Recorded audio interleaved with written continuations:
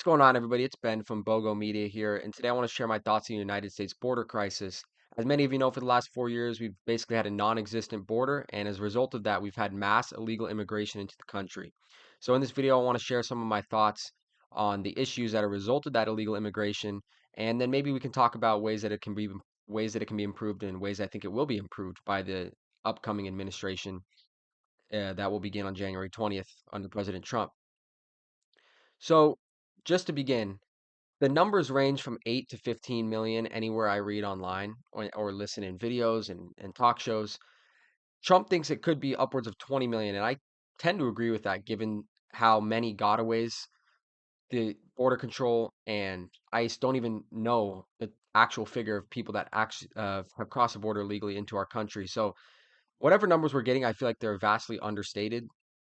So, I tend to agree. It's probably around 20 million, but besides that point, it's millions of illegal aliens have poured into our country over the last 4 years. And the first big issue that comes to that is it affects the American worker. Many of these aliens have physical labor jobs and they're undercutting the wages of the American workers. For example, if Johnny wants to get a job for $15 and an illegal immigrant comes and says, "Hey, I'll work however many hours you want at whatever pay. They just need to get settled into the country. They need to earn a living so that they can provide for their family." The owner of that business is going to hire the illegal immigrant if they're not following it completely by the book because they're going to be able to get more work out of them for less wages. So it just it hurts the American worker. On top of that, folks that come in illegally, they're getting taken care of by the government like we've never seen anything like this. Many of them have been flown over the border in planes.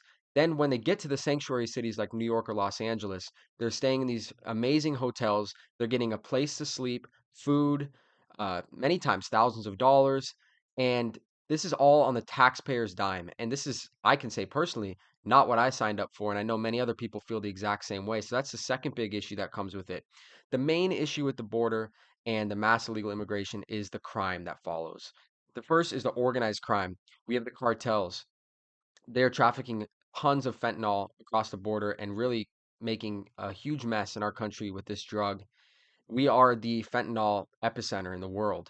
I was reading an article the other day about it. They, as many people would know, China produces the fentanyl and then they send it to Mexico and then it's trafficked across the border by the cartels. Over 250,000 people have died since 2018 of fentanyl overdoses in the United States, and many more are addicted to it. This is a huge issue, especially in big cities. It's tearing people apart, literally making people zombies. And that's just one thing that cartels are doing. They're trafficking a bunch of guns, which is ironic because the liberals and modern day Democrats are big on gun control. They want to make a lot of restrictions. It's a big talking point for them. But they also are in support of open borders, at least through their actions. They may not claim to be in support of open borders, but their actions show open border policies. And through those policies, many guns are coming across the border and going to the hands of criminals that want to use them in bad ways, not people that want to have a gun to defend themselves or to go shoot a gun at the shooting range. No, they want to harm people with these guns, the criminals that are getting them smuggled across the borders. Along with that, these gangs come with the organized crime in the cartel. You see a Venezuelan gang, Tren de Aragua, taking over apartment complexes in Aurora, Colorado. I know that's the biggest example of it, but they're literally terrorizing American citizens and knocking down doors, walking around with assault rifles. It's insane stuff. It's third world stuff being brought over because we're not enforcing the rules at the border and not giving sufficient aid to the Border Control and ICE, or to the Border Patrol and ICE, to actually complete their job and uphold the law. And in cases where they do catch these people crossing the border, they are instructed to not enforce the law. They're catching them and then releasing them into the country. Then they are supposedly waiting for their immigration court date. But most times that's years in the future, and even when that time comes, they won't show up for their court date. So they're just in the country illegally. So the rules aren't being enforced. But to continue with the organized crime, not only is it guns, not only is it drugs, it's sex trafficking.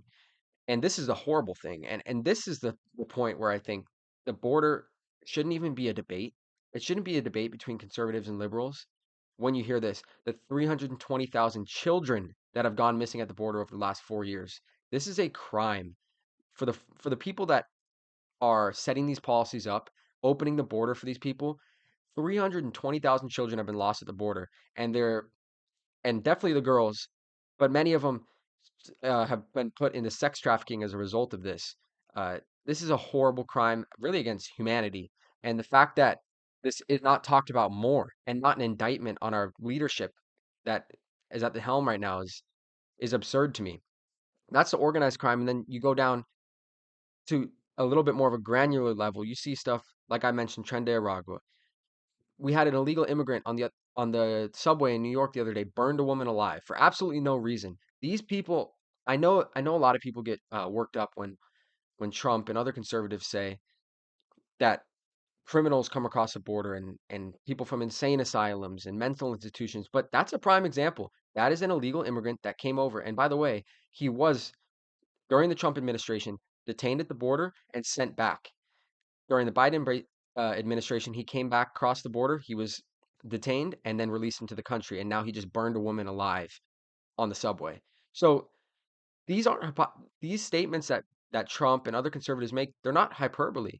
There are crazy people coming over. Now, not all of them, but one woman burned alive, one kid sex trafficked or lost at the border is too many. And this is that's why I don't understand why these open border policies can still continue because it's harming people's lives, not only US citizens but the people that are coming across too. Families are getting torn apart by their own decisions, by the cartels.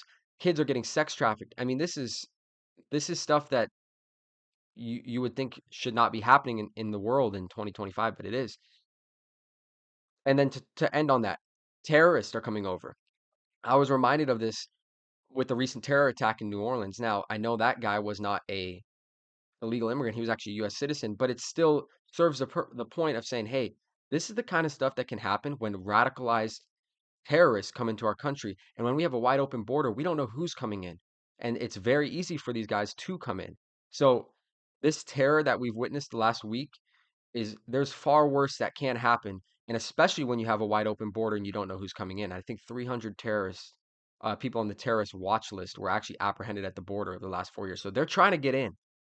And it's just a matter of time before a bunch of other bad things happen. So that's why it's great that the border will be closed up soon, hopefully. The other thing that I do think is a big issue is that many of these people that come over illegally don't ever assimilate into the United States as far as our culture, language, our history. And a prime example of this is in Europe. You see what's happening in Germany, in the UK, and many other places. They've had wide open immigration policies for a long time. And many people from the Middle East have come over and just started living there, but they don't assimilate at all. They just bring, if they come from Iran or Iraq, they just bring it over to the UK. And it's good to have diversity, but I think there has to be a respect of the culture. When somebody comes in legally, they have to learn stuff about the United States. They have to pass an immigration exam. And during that time, we get to learn about them. We get to learn about their background, what their intentions are coming to the United States, and we get to vet them. So when you compare it to an open border policy where there's illegal immigration occurring, when you compare legal immigration to that, it's actually a beautiful thing and it's a good process. And I think there are improvements that could be made with the legal immigration process. It could be a lot more robust and have a lot more support to allow people to enter this country quicker because it is a long process. But that way of legally entering the country is the only way it should be happening. And it's the law, but we don't enforce it currently. So I say all that to drill down on the point that through legal immigration, people are going to assimilate to our country better. They're going to have a respect for our country and they're at least going to learn a little bit about it. And they're going to start to learn to speak the language and all these different things. Currently, many people will just come over and then they just all live together in their different communities, which is fine. But I just think diversity is fine, but there has to be diversity under the banner that we're all Americans. And when people illegally migrate to this country, I don't think they gain that. I mean, they definitely don't gain the legal status of a United States citizen, but they never really assimilate to say, hey, I'm an American too. They're just a Mexican living in America, if that makes sense, or from any other country. I'm just using that as an example.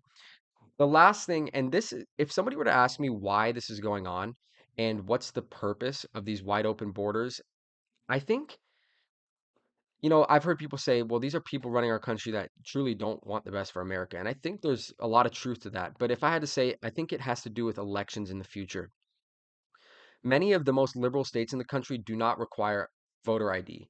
And California is actually pushing or they've passed a law to where if you ask somebody for voter ID, it's actually a crime. So a lot of these liberal states already don't require voter ID, and many are pushing to not require voter ID in elections in the future. Also, they're trying to destroy the electoral college. That's another piece of it. So my thought is, with all these illegal immigrants coming into the country who have been helped by Democrats, the Democrats are the one giving them the housing, the food, the support when they enter in. They're not going to vote for the conservatives who are saying, "Hey, we need to close up the border. We need to deport these people." No, they're going to vote for the people that have supported them and brought them into the country and given them a place to stay. So when you bring all these illegal immigrants into the country, remove voter ID in the future, which they're already doing, that's already underway, but you have all these millions of people now that are going to be supporting you.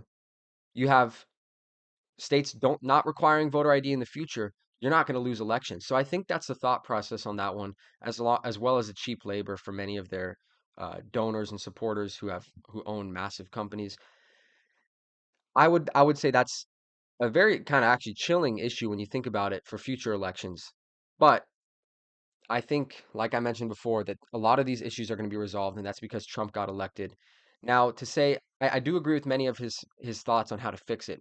I think the biggest things you got to do, first of all, is build that wall. There has to be a physical barrier, especially on the southern border, because many of these caravans were walking through, and there's nothing that people can do. The border patrol, ICE, there's nothing they can do to stop them. So you have to have a physical barrier, first of all. Second of all, I think we do have to, as a country, like Trump's agenda is, we have to deport, we have to deport the illegal aliens. And first and foremost, it has to be the criminals. There were 13,000 murderers that entered the United States, and they're not detained by the United States legal system yet. So we have so many criminals roaming around, and I mentioned many before. So that's the biggest thing. But I think the deportation not only serves keeping safe public safety in the United States, but it serves the purpose. This stuff's going to be broadcast everywhere. The media sites are going to eat it up. So it'll serve the purpose of sending a message to the folks that are thinking about coming to our country saying, "Hey, if you come here illegally, we're going to find you and we're going to kick you out." And I think it'll dissuade many of them from even coming in the first place. So we need to build the wall. I think we need to have that physical barrier. We need to deport criminals first of all, but deport. Here's the thing. It's an interesting thing because we refer to the 13,000. I don't know if I said criminals before. I meant to say there were 13,000 murderers. We need to deport the people that are quote unquote criminals, but technically everybody that has crossed the border illegally has broken a law and is a criminal in the eyes of the United States. But you get what I'm saying as far as those that are actually committing additional crimes on top of just crossing the border. But those two items, and then like I mentioned earlier, I think we need to make the legal immigration process more robust to encourage the legal immigration and discourage the illegal immigration. It's going to be tough. I think particularly with the deportations, but it has to happen. It might look a little bit harsh and it's going to be covered terribly. The media is not going to be fair about it.